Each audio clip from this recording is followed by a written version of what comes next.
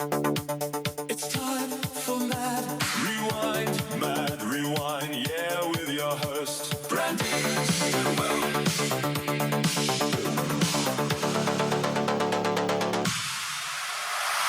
Hello and welcome to another episode of Mad Rewind.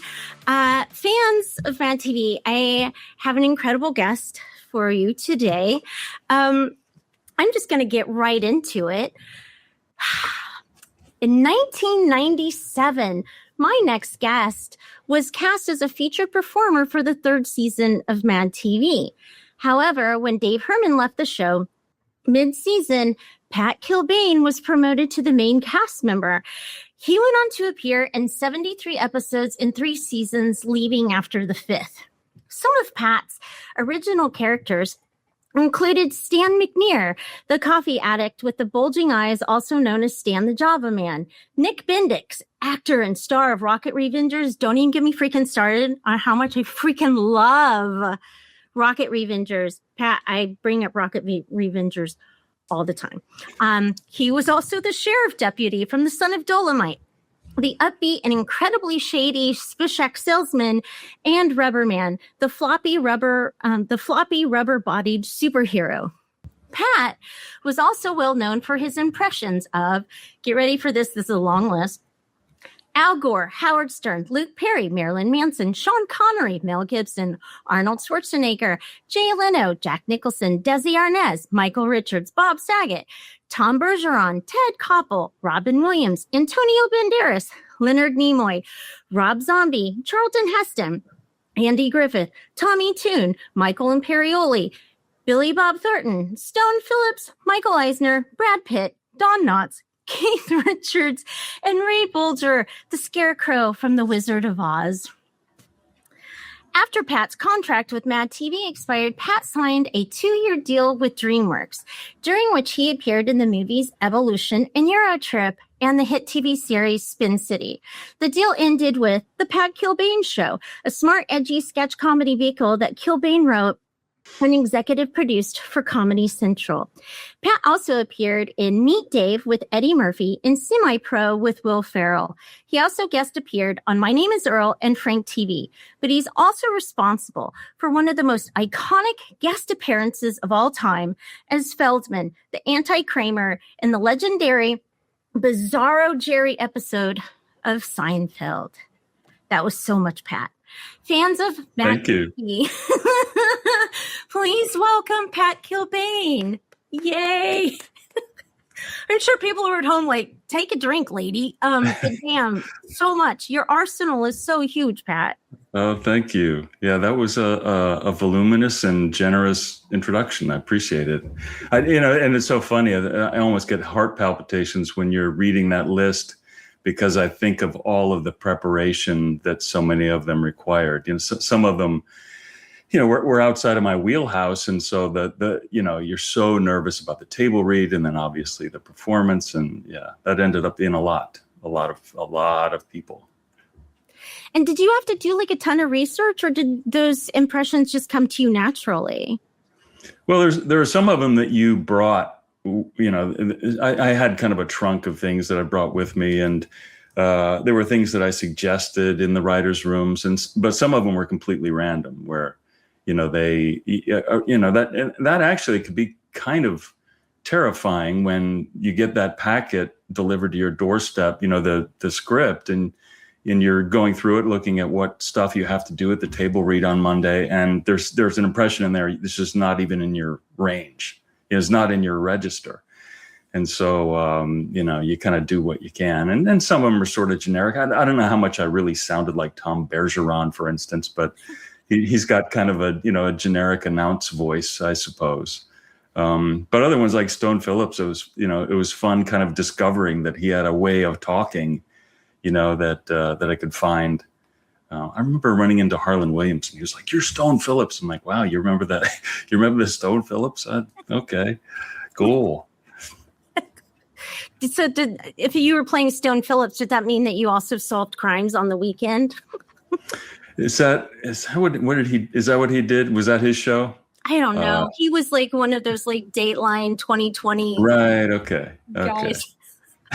Yeah, it had the Starts with a dramatic voice. tragedy and ends with some kind of outcome. Right. Pat, I'm gonna jump in and get Sure. Yes. When did you know you were funny? Or do you remember like your first laugh? Yeah, that's. I think there's really kind of two answers to that question. There's one where you realize you can be funny, and then there's two where you realize where you're sort of knighted, where you sort of believe it in your bones. You know, there's like when I was a kid, watching Mork and Mindy or some, Robin Williams was an obvious inspiration for a little kid because it was so outrageous and kind of accessible. So for my friends that I knew really well, I was kind of a quiet kid. I was kind of introverted. So it was only around the people I knew well that I would ever kind of, do that stuff. But I think actually understanding or believing that I was funny didn't come till I was on the road as a stand-up. And I worked with people I respected who were like, hey, you got to think about Los Angeles, or, you've got the goods. That obviously felt great, and when there's Ron White in particular, I remember telling me that, and I was so in awe of him. It's like the nice thing is you have to believe him. It's different when your mom tells you, you're funny and that you can go all the way, and but when somebody who's that good is like, hey, take this seriously, you've got a shot at things. That's so. So this kind of bifurcated answer. Did you have family members growing up that were funny as well? Yeah, I had my mom's side of the family. My grandfather was kind of a jokester. He was a firefighter, and so he was always joking around at the firehouse. And my mom's brother was kind of an outrageous jokester. I never, like I said, I was kind of introverted, so I suppose I got that gene, but it was mostly at work. Inside my head. So yeah, that was kind of the weird dichotomy with me is generally very quiet. And then, the stand-up stage, you could just kind of like Jekyll and Hyde, just let it explode out of you. And Will Ferrell, there are a lot of people who are kind of that same way, kind of demure, and then boom, they just, when the lights are on, they let it out. So you had mentioned Robin Williams earlier, but did you have other like comedy heroes growing up?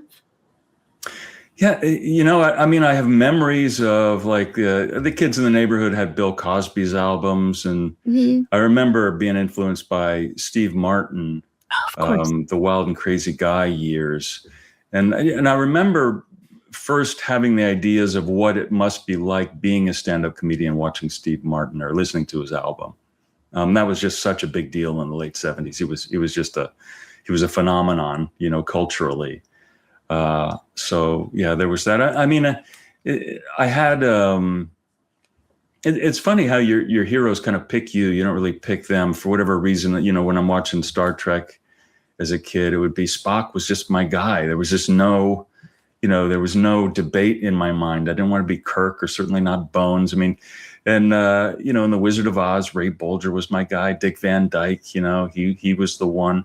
Later on, Dan Aykroyd, he's like, that's my guy. He's the guy that I would be thinking about, identifying with for whatever reason. And that actually crosses over into other genres like Frankenstein. Like out of all the Universal monsters, Frankenstein was, you'd have to be a psychologist to tell me why. But. Yeah, so it was generally, people with the wiry, rubbery comedy appealed to me even before I was doing any of that. So it's funny that I grew up to do it.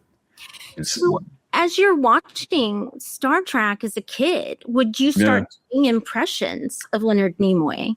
No, I just didn't. Robin Williams is the only person I can remember doing an impression of as a kid. Outside of that, it didn't come till later, probably high school. Okay.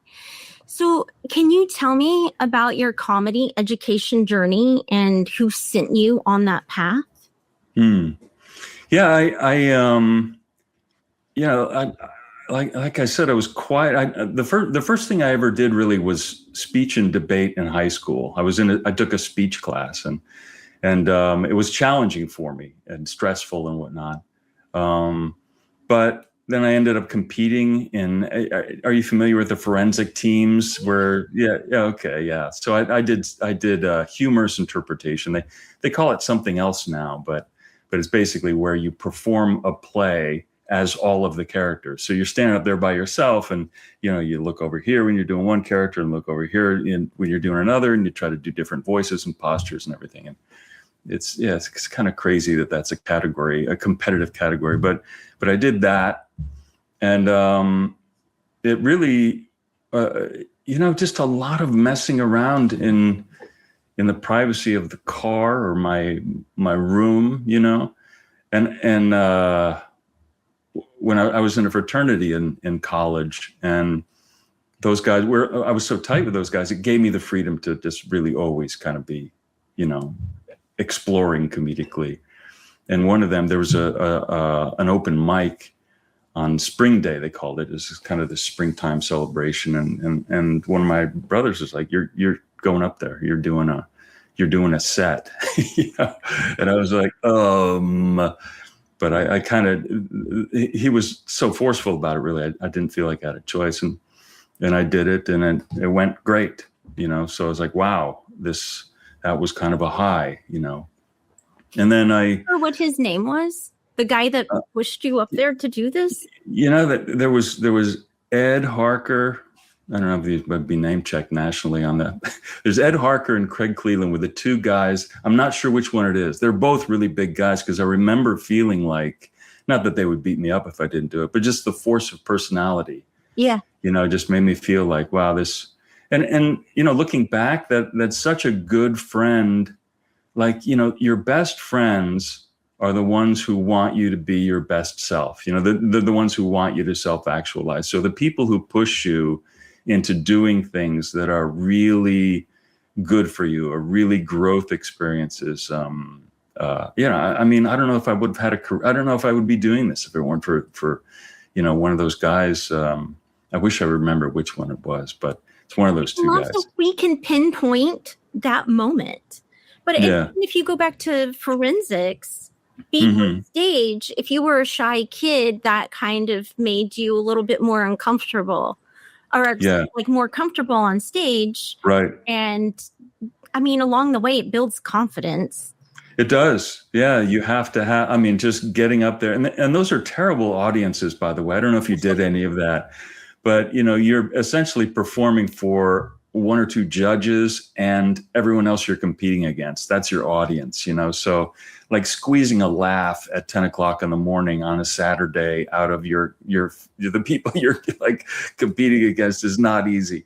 So I don't know. In that regard, maybe it's good. It was a tough crowd. I mean, that's a tough workout, So, but yeah, I'm definitely grateful for the experience I got there.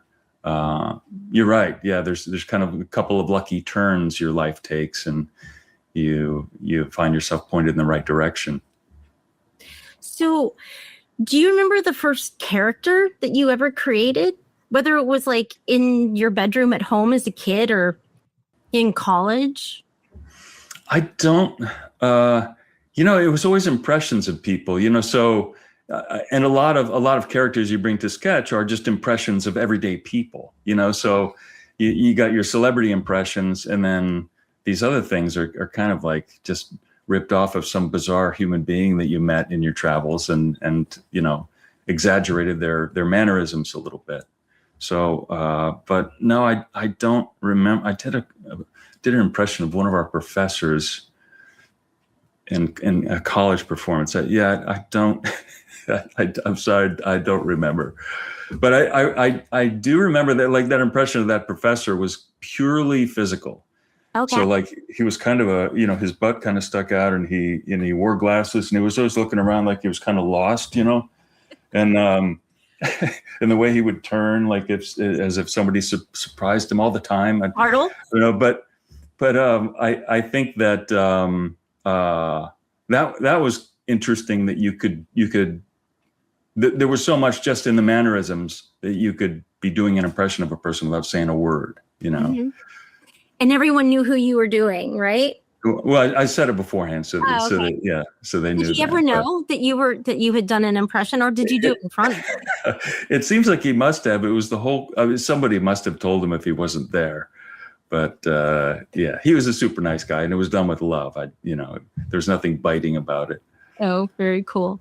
Well, impression is the greatest form of flattery. So yes, there you go. Except in the case of Kenny Rogers, I think. I can't believe that. Why is it so funny that Kenny Rogers hated Will's impression? That is just, God, that's just so funny. And every time it just got more, and it just kept morphing into more insanity. I know that I didn't, and I guess that was Martin Short's favorite Mad TV character was. And it makes sense. I mean, given the kind of stuff that Martin Short does, but yeah, it's just so fun thinking about these real, massive, legendary stars just like shaking their head and fuming that this impression is like a man like smashing a bottle of Jack over his head and pissing himself. Oh my God. So I guess Magic Johnson didn't like Aries' impression either, which it's too funny. It's too funny. Well, yours was close to home and done out of kindness, so yeah, it worked. I'm going to jump ahead a little bit to Mad TV. Do you remember what the audition process was like for you? Yeah, I mean, it's all kind of in snapshots, but it seems like. Yeah, kind of a funny story. They brought me in season 2, which in retrospect doesn't make any sense because they still had everybody. They still had all of the original cast members season 2. So, they brought me in season 2, and I had a gym bag with like wigs and glasses and whatever the stuff is. And I walked into this little room. Now, remember, it was a small room because these two ladies were sitting just too close to me. And you've seen my stuff. I'm just big. I'm big. I'm You're 6'5" and cool performer. Yeah. So on top of being 6'5", my arms are all over the place, and I'm loud, and they were just leaning back like they were shocked, like kind of appalled or something. And one lady, when I walked in, was like, she looked at my gym bag. She's like, "What, do you stay in the night?" And I'm like, no, this is kind of aren't you happy that I'm bringing characters? And the whole thing was just one of those bad sort of karmic mixes for whatever reason. And so I left there feeling just like, yeah, you know how that is, like how the bad audition feeling you get driving home, like what was that? What just happened there? And of course I was disappointed because I knew, like from my years as a stand-up, I knew a show like this was exactly what I needed. More so than film or a sitcom or whatever, this kind of format really suited me. So the next year, that'd be season 3, they got rid of them, whoever they were, and they hired Mark Hirschfeld, Lieberman Hirschfeld. And Mark Hirschfeld had seen me. It's like I didn't test. I went to producers on Third Rock from the Sun. He put me in a Wayne Knight pilot. He was the one who put me in Seinfeld as Bizarro Kramer. Okay. And so he knew who I was and knew my stuff. And he brought me in kind of with a different attitude. But I think the whole show was looking more seriously at people than they really were season 2. It might have just been kind of a perfunctory sort of a thing that they were doing that back then. But yeah, it was stressful. I mean, I don't remember if it was 4 or 5 times we came in. You do it once, and then you do it again for like the director, and then again for producers, and then there's the network, and it's kind of torture because every time you pass an audition and are going to the next thing, you want it more. It's like you're more invested. And so by the time you're going back the 4th or 5th time, you're just like, just give it to me already. I'm losing my mind here. Yeah. Yeah, it was a combination of, we did improv, they would put random groups of us together and like give us a scene. And that really wasn't my thing. I came out of stand up, so I did fine, but, and then they had us do, I remember coming into the network was, why do I want to say that was like Fax and Adams' office? It was some kind of just squarish office with people sitting on every wall. It's just like, a dozen or more people. And I did Howard Stern, I think Sean Connery, the coffee guy, and some other things. And I felt good about it. I felt like it went as well as it could go.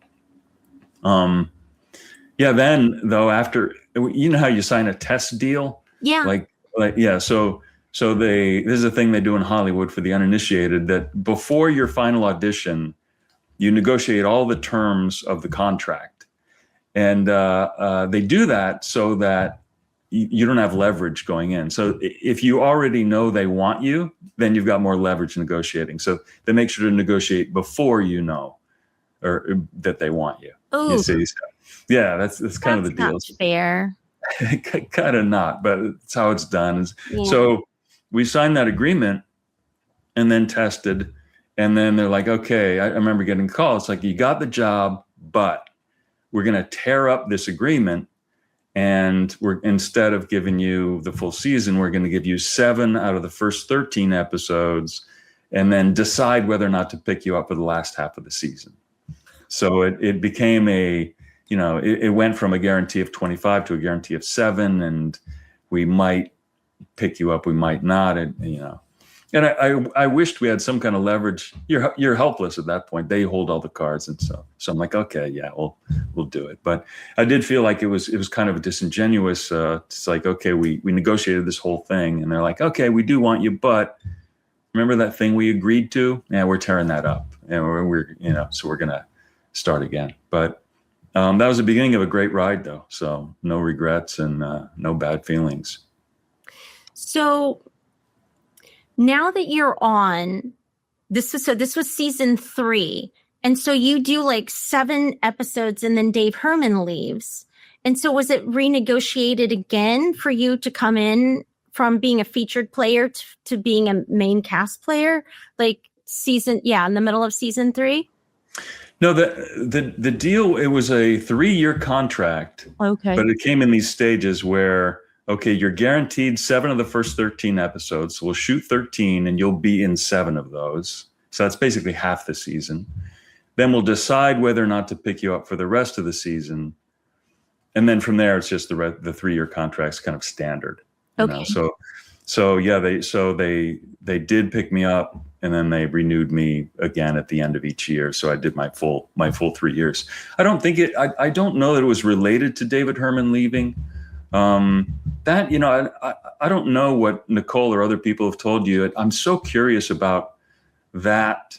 Season 3 was crazy. I mean, there were like 13 cast members, and 4 of us were 7 out of 13s. And it was kind of weird because Chris Hogan and I were both 7 out of 13s, and you got the impression they're trying to decide which, so you feel like kind of you're a pit fighter thrown in there, and only one of you is going to come out alive, and so I liked Chris a lot and think he's very talented, but we were cordial, but it was just hard being super friendly because you felt like, is this guy or me, Right. And with Lisa Kuchel and Alex Borstein, it was kind of the same thing. But, we had Artie left, and Orlando was gone. And who's the other person that, Brian Callen. Callen, yeah. So that's 3 people. And then it seemed like, obviously David Herman wasn't happy, and Mary Scheer didn't seem happy, and so it's like, what, I felt like this is the dream, we're here, let's do this. Yeah. And you're arriving sort of at the cusp of a bad breakup somehow. It felt like, but I don't know what happened with that. And I came in on episode 315, and I replaced Charlotte Rowe, who was doing audio. And I was used to doing everything. And so now they're like, no, you just do audio. And then somebody else is doing video, but audio will marry everything at the end when you lay everything back together. And so, it was an established fine oiled machine that was going, and I came in and scared out of my mind and like, oh, I hope I don't screw anything up. And so we never knew the stuff that was happening on the stage because I was dealing like with my own stuff. But now, as the years went on, you were like, oh, okay, that makes sense. Or this, because there were moving parts, but the pieces of the puzzle like just hadn't fit together because I didn't know everybody and I didn't, and it was a thing. So, but I can only imagine how tough that would be being friends with somebody that you're like, well, you're being pitted against them. Right. And it wasn't explicit, but that was just and the insecurity of the weird 7 out of 13 contract. The whole thing just kind of, made it weird. But I didn't know you came on season 3. I thought you had been there. But you stayed right till the end of the run of the whole series, then, didn't you? No, I left at 9/22 at the end of the 9th season. Alex Borstein actually was like, "You should go to Family Guy." Family Guy. Wow. Okay. Yeah, she's going to get a tortious interference lawsuit for busting up your agreement over there. But that was so fun. I loved coming over there to Post Logic, working with you guys. For people who don't know, we shot at KTLA, which is like a campus of sound stages and production facilities, and editing was over there, but audio was done off campus at this building. I don't remember what it was, but Post Logic's the name of the company. Post Logic. The whole building was Post Logic? No, because towards the end, like Leonardo DiCaprio put his production company on the top floor. And okay. I have told this story a few times, but like Fred Howard was my mixer the entire time, and I love Fred. But there would be times because we were like ping pong champions, and we would be because like the ping pong table was on 2, and I think Leo was on 4 or 5. But he would come down to play ping pong, and there would be times when he would be backed up, and I would be like, "Fred, we just got to plow through, no interruptions. We're just going to stay focused, and we're just going to get done." Because you knew we'd be there till 2, 3 in the morning, and all of a sudden there'd be a knock at the door, and it would be Leonardo DiCaprio, like, "Hey, Brandee, Fred, do you guys want to play ping pong?" And I'd be like, "Yeah, I don't see why not." Right. That's never said no to Leonardo. That's a tough one. Yeah, how do you say no? You got work to do, but I mean, this is what you're in Hollywood for. Is just weird moments like that. Yeah. And then me being all weird because I'm like, it's Jack Dawson and I'm madly in love with him, and I couldn't. Was there room for both of you on the ping pong table? That's the question. Do what? Was there room for both of you on the ping pong table? Or did you let Jack drown? Oh, yeah. He drowned. Oh, he drowned a lot. I'm just saying. I'm good. Yeah. Such an asshole. Oh, anyway, back to Mad TV.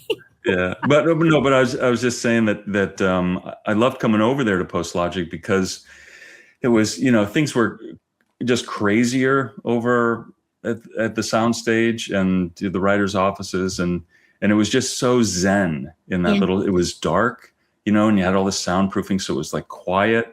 And it was just like this little sort of this bubble that you could go into, and you can kind of process the bullshit, kind of peacefully. And when you go into the booth to record, it's all like a womb-like environment with the headphones and hearing you guys in my ears. And I was lucky, not everybody got over there as much as I did. There's me and Deborah and Phil, and there's kind of a voiceover go-to team that you used to do a lot of the announces and stuff.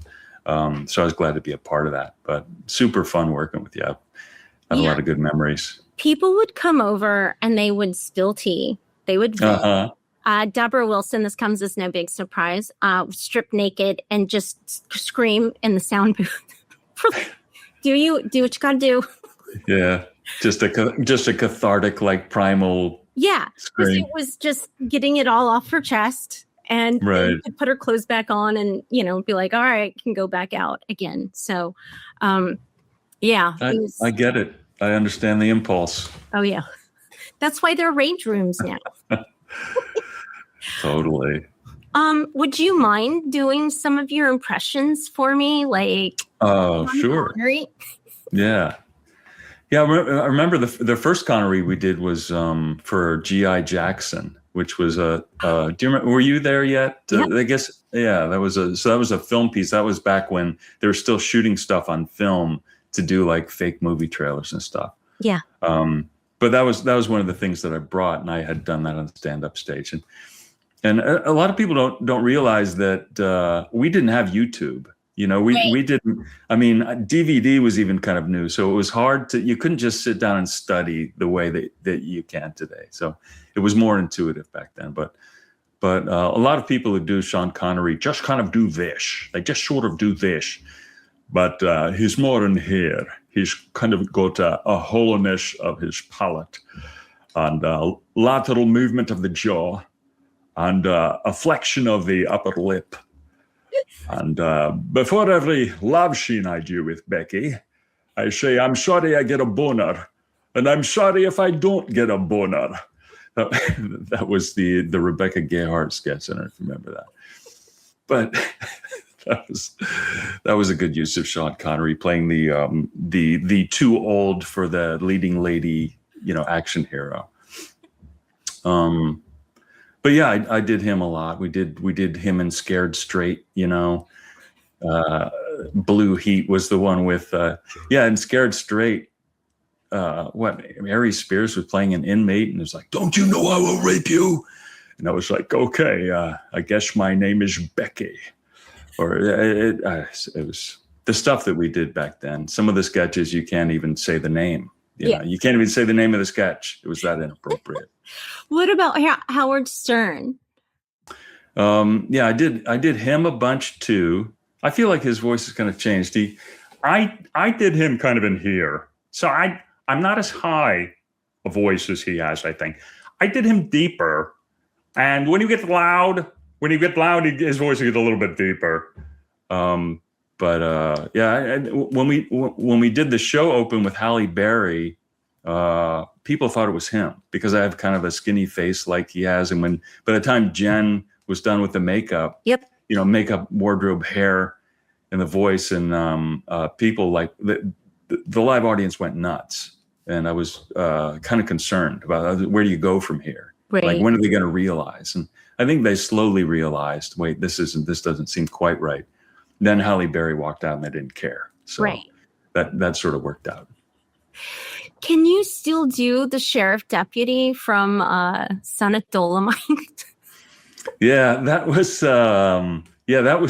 was based on Festus from Gunsmoke, roughly. Just kind of you tell him Matthew's looking for him. You tell that boy the sheriff coming to get him. But it's like, and it's not too far off from Cool Hand Luke. That what we have here is a failure to communicate. Right. That whatever it is, when you combine the Southern accent with that high voice, is just always kind of disturbing. I think that about Ted Cruz. Ted Cruz is kind of in that space too. He's like, whatever, he's right in here, and it just sounds like a cartoon. Yeah, you can't take him serious. And then you're like, oh, I can't get the water hot enough. Yeah, exactly. That guy is just, he's like Mr. Haney from Green Acres. Green Acres, yeah, very similar. Can you do Mr. Haney? I don't think there's a lot of voice cracking in there, isn't there? Kind of almost a little bit of a yodeling. Yeah, I don't think I can do that. Because it's been a minute since I've heard Mr. Haney's voice. Yeah. It's kind of Ted Cruz. And who else sounds that way is Napoleon Hill. I don't know if you ever read Think and Grow Rich, but it's this famous book about how you just mentally cross this, just by meditating on certain things, you can change your fortunes. And I don't know, who was it? Was it Tupac Shakur? Somebody, there's a famous rapper who read it in prison and then came out and had all the success. But he has that voice too. But if you meditate on something sincerely and carefully every single day, great things will happen to you. Yeah. You know, and it's like the book is so amazing. It's like, this is the guy's voice, really? You know, I'm not sure I can believe these words anymore. So how involved were you in sketch writing at MAD? Pretty involved. I mean, you know, were you ever up there in the writers area? It was just kind of like an L-shaped hallway where everybody had their offices, and, you know, you poke your head in, and sometimes people would pull you in and say, hey, I've got this idea. And so I think it ran the whole spectrum. Sometimes you would bring something that was almost finished, and sometimes they would have something that was almost finished before even telling you about it. And then in the middle there, you've got collaborations like that when Aries and I did that Riggs and Murtaugh's Steakhouse sketch. I don't know if do you remember that? That was yeah. So it was, you know, it's just the Lethal Weapon duo opens a restaurant, and but Riggs is out of his mind insane and is pulling a gun on customers because they complained about the steak and all that stuff. But yeah, we wrote that with Mike Short, I think, and you know, Aries really wanted to do that character, and yeah, that I mean, it caused tension sometimes. Like I mentioned before, you know, when they would kind of throw you in something where it's like, didn't anybody think to ask me whether I could do this or not? You know, or you know, sometimes there would be I remember once Brian Hart wanted me to do Ted Koppel, and I thought, you know, Daryl Hammond already does that kind of iconic Ted Koppel on SNL. Why don't we make it Sam Donaldson, you know, and just to make it our own, you know, and I felt like it made a big difference. But yeah, I don't know how they decided to do things the way they did them. Now, do you have a process in creating a character, or do things just come to you, or do you see someone in the grocery store and you're like, oh, I'm watching the way this person's walking and now I'm going to imitate it and morph it? Yeah. I think, yeah, it varies, and it's all just wild experimentation. And I think that the car is the best place for that. When I was on the road as a comic, you know, I would drive like from Dayton to Des Moines. It would take 13 hours to get there. And so you just got all the time in this laboratory, yeah, you know, messing with voices and noises and whatnot. And like, so it would be that, or messing around in the mirror, or in some cases, like with the coffee guy, I started with the eyeballs. You know, I found the eyeballs, and they were actually spherical to start with. So I cut them in half so they would fit in my eye sockets. And then the glasses would Did you kind of hold them in. Yourself from doing that? You know, coffee guy was dangerous because I only had a 5-degree field of vision with those eyeballs in. There was little pinholes cut, you know, in the iris, and so, you know, I'm just like, that's part of why the character's always like this, you know, because I couldn't see. But yeah, know that. Yeah, it was they weren't mesh or anything fancy like they have now. So yeah, I mean, sometimes like that first coffee guy sketch, there was a live audience loaded, and you know, it was one of the first things I did, and I had to guzzle like pots of coffee and move from table to table doing this different stuff, and yeah, I was very nervous about banging into stuff, and yeah, but it ended up being fine. The thing I was most concerned about injury with was when we did that Christmas light sketch, where I'm on the roof. I'm an old man on the roof putting up Christmas lights, and Nicole she's my wife, sticking her head out the window and yelling at me about stuff, and I keep falling off the roof. That's the joke, and it was a funny sketch. Until I got to the soundstage and saw the roof, I'm like, holy shit, this is a big ass, like I could hurt myself doing this, you know? Was there a crash pad or anything beneath you? Yeah, there was at the bottom, but you know, there's the roof was a roof. I mean, it was made of wood, and, you know, it had a gnarly edge on it. And I thought I can't just fling myself all over this thing, you know, the way that maybe I would hope to. But yeah, there was a crash pad. And yeah, I had a lot of fun doing that. There was one of the falls where I did a good job of selling, like grabbing a hold of whatever the molding of the window, and then having it slip out of my hand and like then kind of losing it and falling. And the audience was like, so I'm like, oh, good. I kind of I fooled them, Did you ever injure yourself performing live? I definitely pulled muscles. I mean, like the Rubberman sketch where I'm like a kind of the first boneless special operator or whatever. But I think the worst thing was probably when I did Jack, the double amputee masseur. Do you remember that, where Mo Collins comes in for a massage, and I was her masseur, but both arms were cut off. Like, I only have my arms to the elbow, but I could, back then anyway, I had the flexibility to where I could hike my arms really far up behind my back and then just stick the tip of my elbow out the short sleeve shirt. And I think for a period of weeks, if not a couple of months, I had a lot of tightness in one shoulder from doing that. And that's why that sketch was not reoccurring. Right. Yeah. That was some of the stuff we did, man. That was weird. And wasn't there was a hip hop act that week, if I'm not mistaken, because somebody was telling me that he was backstage watching it going, man, that's stupid. And the person telling me didn't realize it was a compliment because it was good stupid, apparently. Nice. Do you have a favorite sketch or character that you ever created? Yeah, there are a lot of favorites, I think, for different reasons.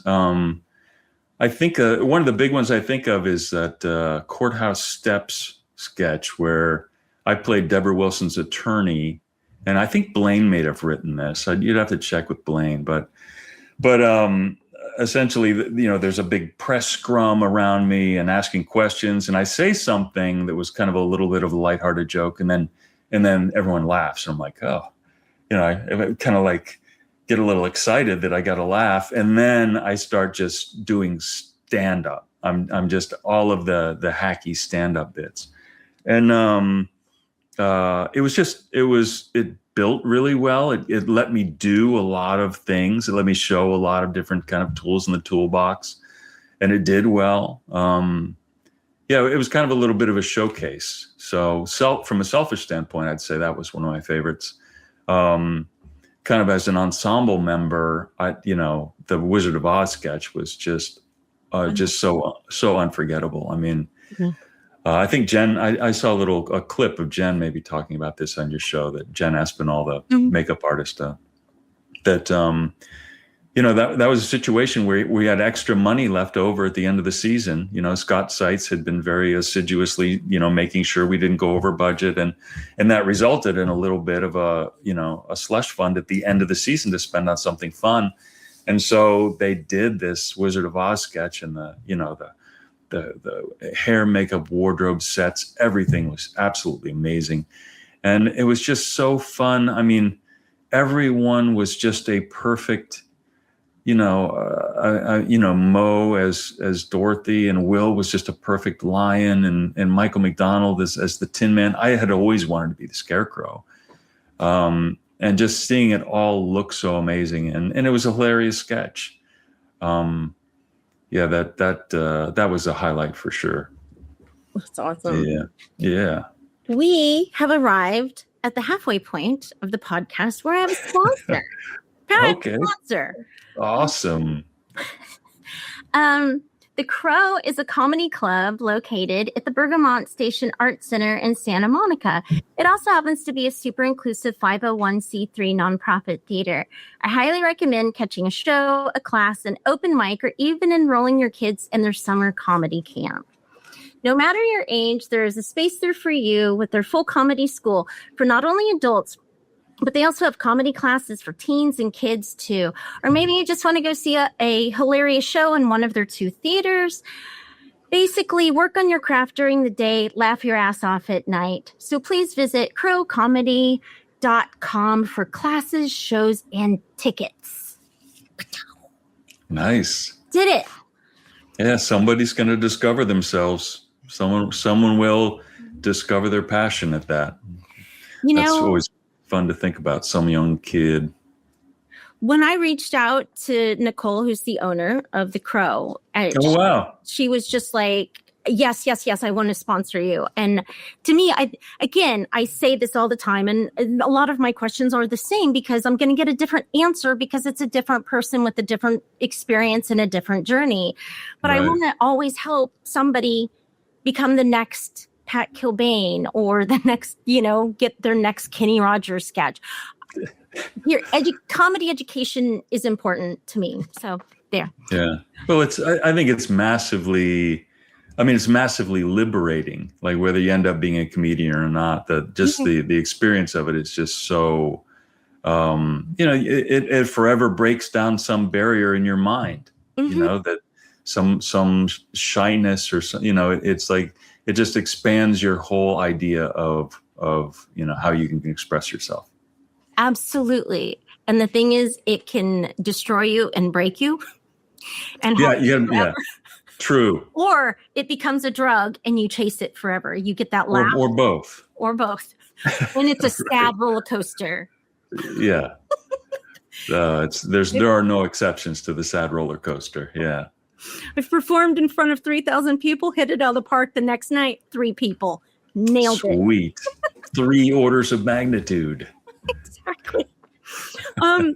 So like we talked about The Wizard of Oz. Yes. Yeah. And so my next question was like, if you had a favorite moment, like other than like say like The Wizard of Oz, but the Wizard of Oz will go down in history as one of the all-time best sketches. Yeah. In sketch show history, I believe. Yeah. But do you have a favorite moment or an experience? Yeah, a couple of them. There was a guy from Cracked magazine who asked me what my favorite sketch was, and I had a hard time choosing, but I told him it was the Dick Van Dyke sketch that we did, and that's where it was kind of a Dick Van Dyke, except we were writing for Chris Rock, and so we've got all these corny, antiquated jokes, and Chris Rock is like, and Phil Lamar did an amazing Chris Rock. But I played Dick Van Dyke, and Lauren Dombrowski wrote that sketch because she was a huge Dick Van Dyke fan. I mean, just like off the charts huge. He was her favorite thing ever. And so we do the sketch, and we get word. This is when he was shooting Diagnosis Murder still. We get word that he saw it. Somebody showed it to him, and that he loved it. And Lauren Dombrowski, who like wastes no time sucking the marrow out of life, basically just gets in the car and drives over there. So she meets Dick Van Dyke, and she said he just had the warmest, friendliest handshake, and was just so kind and effusive. And he said, "Tell that fella he looked just like me. Tell that fella, And so for me, I mean, there's just no. It's like being knighted. You know what I mean? Or it's like it just is a massively powerful thing when kind of one of your all-time idols gives you the nod of approval when you're playing him. And as an interesting footnote to that, my wife and I were on a long drive somewhere, maybe to Kansas. She's from Kansas, so we can talk about that after we wrap. But we were listening to Dick Van Dyke's autobiography. He was reading it, and he talked about how Stan Laurel was his big hero. And he said when he got to know Stan Laurel, he went and looked him up in the yellow pages or the white pages and visited him, and they were friends. And he did an impression of Stan Laurel on the show. And Stan Laurel gave him notes. And so Dick Van Dyke he expressed it. He was crushed. I mean, this guy was his idol, and he did a great Stan Laurel. And Stan Laurel's like kind of nitpicking, this and this and this should change. So I thought to myself, I wonder if Dick Van Dyke is making it right. Like he knew what Stan Laurel did to him. Yeah. And so was he then taking care of me, like as a young comedian, And I did a good job and everything. I don't feel like it wasn't one of my amazing impressions, but I thought, either way, I'm the luckiest guy in the world. Either that he was that thoughtful or that he was that genuinely impressed, That is my favorite answer to that question I think I've ever heard. Did you ever get to meet him? I did not. No, I suppose he's still with us. Yeah, right. Yeah, it's not too late. Although, in some ways, I have a lot of regrets at Mad TV about not going out of my way to meet some of the people I had the opportunity to meet. I mean, Lauren had it right. Just driving over there, and look at the magical thing that happened. And for those of you who don't know, Lauren Dombrowski was a longtime writer and producer on the show who passed away from breast cancer. Yeah. And was a real light of a human being, an extraordinary, just a extraordinarily energetic. She was a bawdy Boston chick, but hilarious and just full of good energy. And I felt like, that people like that sort of spread their magic. It's like there's a cloud around them that there's just sort of anyone who enters the radius of that magic gets a part of it, a piece of it. And so she made that happen for not only herself, but for me, this life-changing thing. So I think it's, I always thought she would be a great documentary. She was just amazing. Yeah. But there was one day, and I can't remember the timeline because I don't know if you were still there or not, but I came home. I came back from Post Logic, and Lauren was standing in the parking lot with Dick Van Dyke. Oh, and wow. It was too much. And she introduced me to him, and I was just like, he's my everything. Yeah. And I had to leave. And I went into the stairwell and I ugly cried. Because understandably. So that's why I was like wondering if you were in that timeline. Because I don't know. Do you remember what season the Dick Van Dyke sketch was? Was it like 4 or 5? I want to say it was 4. Okay. But who knows? They may have remained friends somehow. I mean, Lauren was that way. So it might have. It seems like I would have heard. I feel like I would have heard if that had happened while I was still there, right? Or if they had become friends or something like that. Beyond. Yeah. So I'm guessing they just kept in touch. But wow, how cool! And I think he's one of the. There are so many big stars who will disappoint you somehow with their sort of off-screen behavior, but he's one of those guys who just seems like and he had his struggles in the past, obviously, but just seems like the magical heart of gold human being, that he embodies the magic of Hollywood comedy, really. Absolutely. And you being a physical comedian and him being a physical comedian, I can just imagine that would have been. I'm so glad. I'm so thankful that you got that message. Yes. Yeah. Man, that's one of those things you're like, no, I'm taking this to my grave. Right. Yeah. Now. Yeah. That I think that's what I told the guy who interviewed me from Cracked magazine, that it's like, whatever else I do, this is a mountaintop for sure. Having that happen. Did you have a proud moment that you accomplished on the show, you personally? Yeah, I think of this one, and a friend of mine brought this up to me recently. He's kind of his name is Joe Redifer. He's a buddy who's a highly technical person. He's really excellent with editing, and the equipment he has is insane. And he had recently, I think he was making high resolution rips of Mad TV discs or something. I don't know. But he was talking about the Falcon Man and Bird Boy sketch, and this was a sketch that for people who don't remember it, where Andrew Bowen and Phil Lamar played Falcon Man and Bird Boy, and they were superheroes, but their job was like corporate optimization. So they would come to your company and like give you tips on how you can function more effectively. It's the script was so weird. It was so bizarre. I thought, this needs something. It's just like I need to be as weird as this script is. I can't just be a straight man. And I played the boss of the company that was, needed the optimization help. And I just picked up this really weird, you'd have to watch it to understand. I just talked like this and everything was a proclamation. And I was like rocking back and forth and like doing these outlandish gestures. And it was, you have to watch it to understand.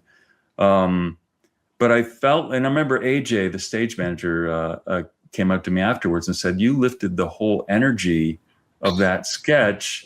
And I was so grateful that he saw it that way. That's how that's what I was trying to do.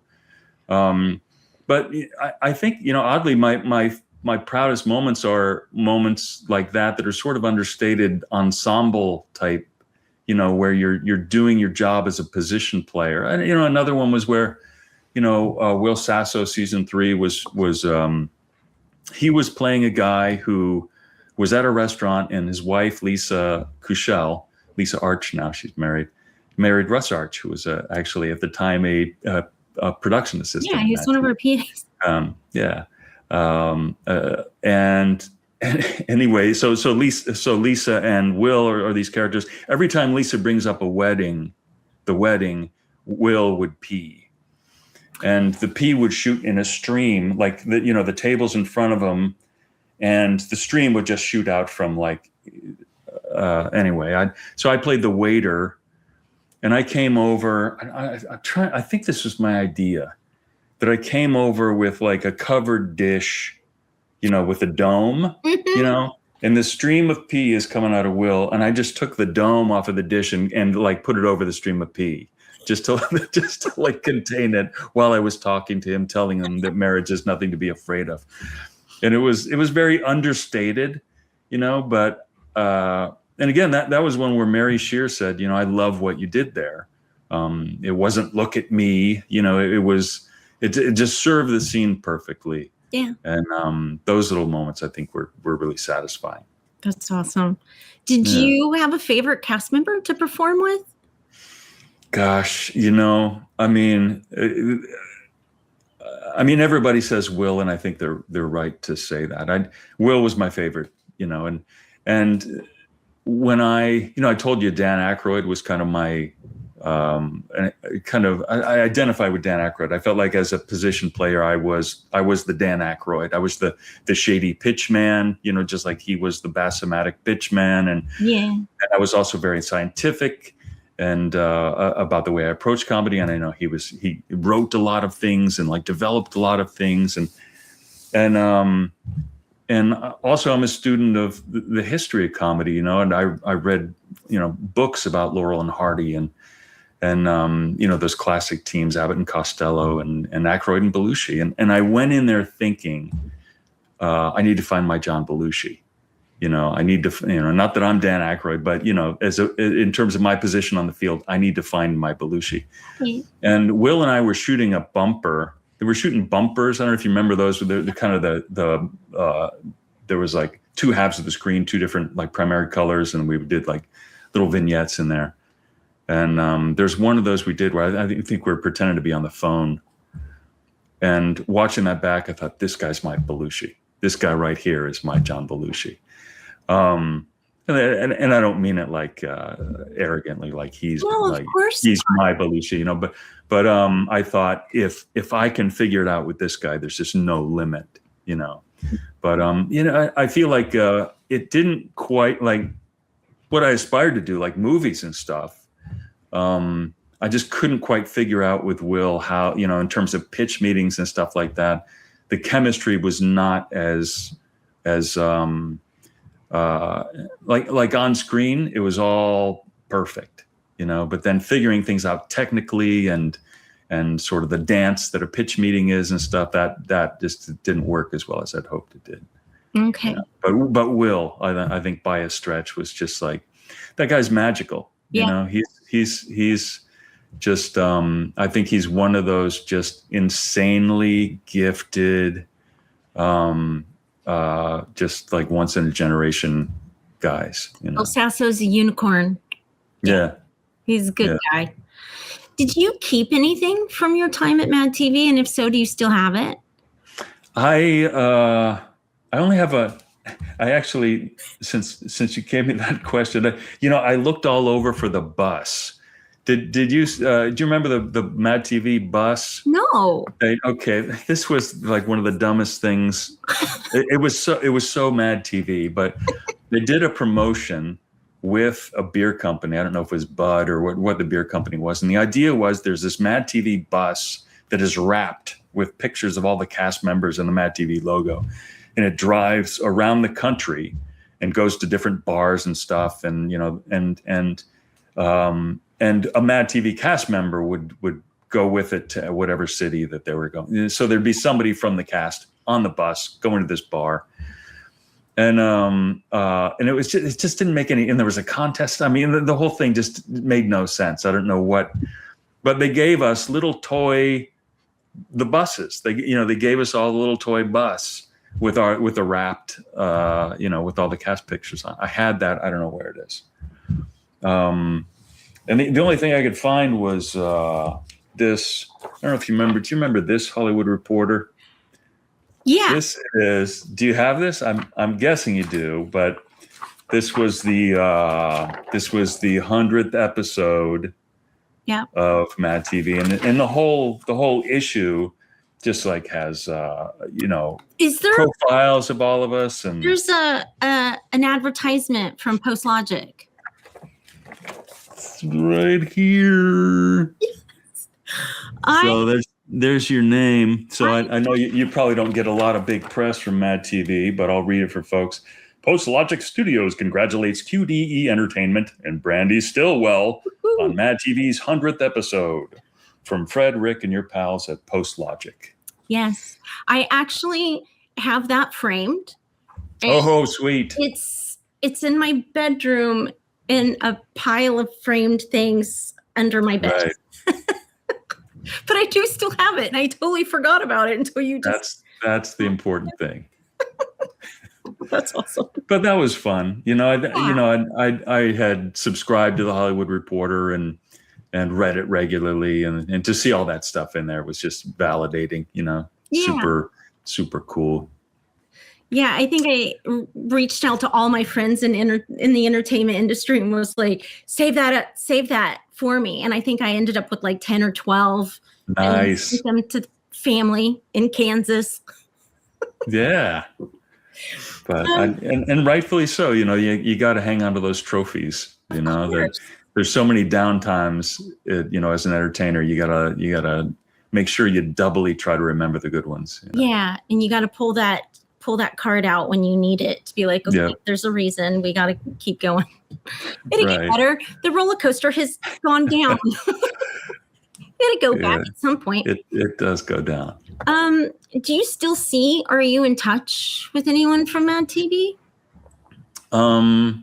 No, I mean, there's lots of social media stuff, but yeah, it's been a long time since I've actually spoken to anybody. I think Mo Collins is probably the last person I saw in person. I went to a show of hers at is it IO West, or I don't know, wherever it is she does her shows. Peace. It's gone. Assistant. I know, I graduated from there. Yeah. But yeah, she would show up at Improv Olympic, IO West every now and then. Yeah, so I saw her and Phil. I exchanged messages with every now and then. I think the last thing he sent me at Easter, he sent me the Easter sketch with Prince, like the Prince of Egypt or whatever, except it's actually Prince or so yeah. That's awesome. But I always like Phil. I think that this is kind of another answer to your question about favorite cast member. Will was my favorite cast member in terms of playing with him and playing off of him, But Phil, I think, was my favorite cast member in terms of working with him, because he and I thought alike. We were both very scientific in our approach, and he had an uncanny ability to see the bullshit. He could whatever bullshit was going on the show, he could break it down like impeccably, like kind of explain what's going on in a funny way, and so it kind of make you feel better. Yeah. That you kind of feel heard, and at the same time, there's somebody there who understands what you're going through. I don't know, but I really value Phil's. Yeah, for sure. He was a great. He's great to be in the trenches with that way. Mm-hmm. He's very even tempered, I felt, and you could really. You always feel better. I feel like having a conversation with Phil about whatever you're going through. Yeah. Do you have any advice for kids starting out in comedy today? Yeah, a couple of things, I guess. The biggest thing is, and I'm trying to remember if I read this in Robert Greene's book Mastery, or if it was someplace else, but you have to pay attention to the universe in terms of how it's responding to what you're doing. Because what you think you want to do, you might have a magical superpower that you don't know about that shows itself, and you'll know when it shows itself because of how people react. And so, if you think you're a dancer, you might actually be a singer, or it's like. There are just times when you would do something and people kind of perk up or take more interest, or the video gets 100,000 views, and you just got to take that information and be like, and really take it on board instead of just having blinders on and going after what you think you have to go after. So you got to pay attention to the feedback essentially, and be ready to pivot. And the other thing I would say is that it's really important to have a secondary skill. Like, if you're a stand-up comedian or like if you're an actor, also be a writer, or also know how to use the camera. And editing is a big thing I've kind of discovered, that I feel like that's the superpower. That learning how to edit was what really, that's where the whole story is made, in editing, Yeah. So learning how to edit, I felt like opened up huge avenues. So whatever your main thing is, have another thing that complements it. Because if you think about it, if you want to be an actor, if you also write and you write your own script, think about how much further ahead you are. Yeah. Or if you also know how to use a camera and you can shoot your own stuff, light and shoot your own scenes or movie. So that would be the thing. Find, it might even be like sewing costumes or it's like there are all kinds of skills that can really complement your aspirations as a comedian.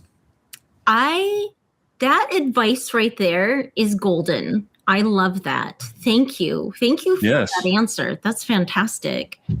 Do you have any parting words for fans of Mad TV? For fans,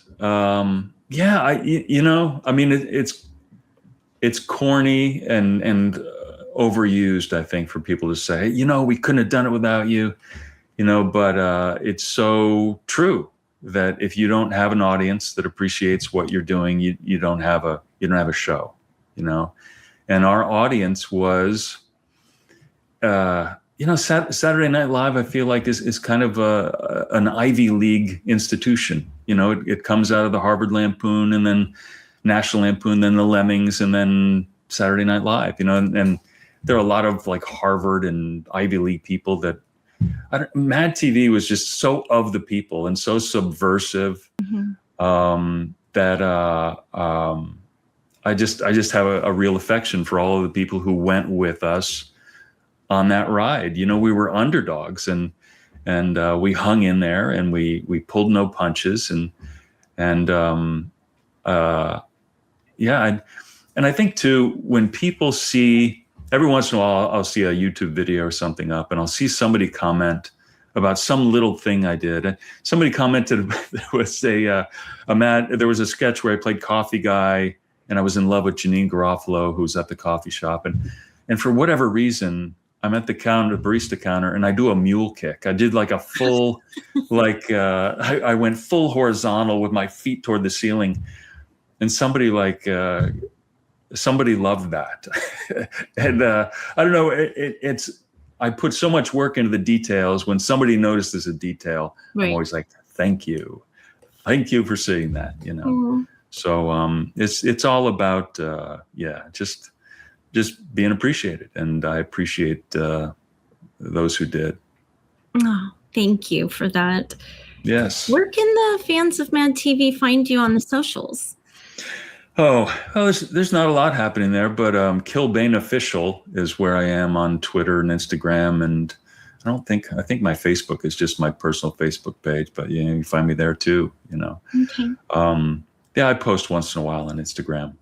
I think I posted a Rocket Revengers thing a few months ago, but I need to go find it, because again, Rocket Revengers. Yeah, so fun. I think that is that's in my top 5 reoccurring. I freaking love Rocket Revengers. I will die on that hill. I was very invested in that. Yeah, that was one where I bought like a box set of Flash Gordon and sat at home with a notebook and was just like watching it for tropes to use. And I came in and I just was armed to the teeth meeting with Gary Campbell saying, what about this? What about we jump off something high and land and then roll it in reverse so it looks like we're taking off to fly, What about we're fighting invisible guys? What about that, I loved Rocket Revengers. Mm. That's right, Abraham. Oh, yes. That's right. Phil never got to finish a sentence. That's right, Abraham. That was our idea of equality. Kurt and Rich, the editors, that was the note. Anytime Phil would start to talk, it was like, edit. Right. When my people were moved to the separate but equal island of Antarctica, that's what equality was in the 30s. Well, thank you so much I had a great time, Brandee. It was so great to see you. You too.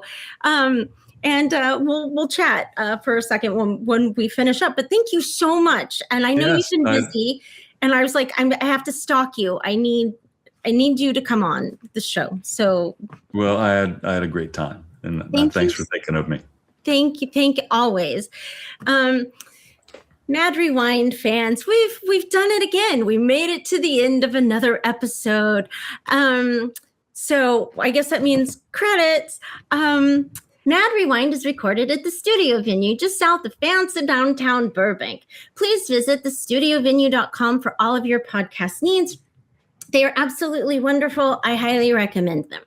Mad Rewind is produced by Dan Holden and Lily Romero, engineered by Kyle and Teresa Tucker, edited by Kyle Tucker, and hosted and executive produced by me, Brandee Stilwell. What? Thank you so much for spending your time with us, because I know that, Mad Rewind is a little train that could. So please like, subscribe, share. I know you have a lot of podcasts to choose from. So thank you for choosing us. I appreciate you. I love you. I thank you. I appreciate you. XOXO me. Thank you, Pat Kilbane. Thank you. Thank you. Bye. Bye.